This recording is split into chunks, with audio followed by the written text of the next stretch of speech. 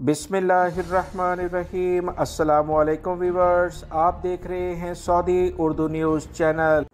Saudi महकमा passport की जानिब से जब से ये इलामिया सामने आया है कि ऐसे गैर मुल्की अफराद जिनके सऊदी अरब के लिहाज से वीज़े भी नहीं थे और इनके अपने मुल्कों के पासपोर्ट ख़त्म हो गए हैं, इनके वीज़े भी जारी कराकर पासपोर्ट रिन्यू करवा कर इनके मुल्कों में रवाना किया जा रहा है, इनको सहूलियात फ़राहम की जा रही हैं। तो सोशल मीडिया पर काफ़ी ज़्यादा ख़बरें सरगर्म हैं, जिसमें बहुत सारे गैर मुल्की अफराद ने तो ये पूछा कि वो गैर मुल्की अफराद जो सऊदी अरब में गैर कानूनी लेवल पर मुकीम थे, इनके लिए मुश्किलात थी, क्या इन्हें भी टाइम मिल गया है?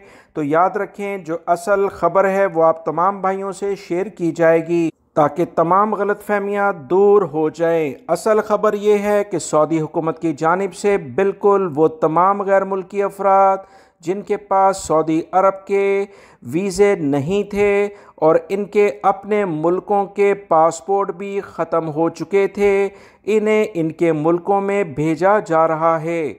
कोई इन्हें सज़ा और जुर्माना भी नहीं किया जा रहा है। अब बात यह आती है कि ये कौन से गैर मुल्की हैं। दोस्तों, आपको पता होगा कि सूडान में जंग लगी है। सूडान में दो मुतहारिब ग्रुप आपस में लड़ रहे हैं।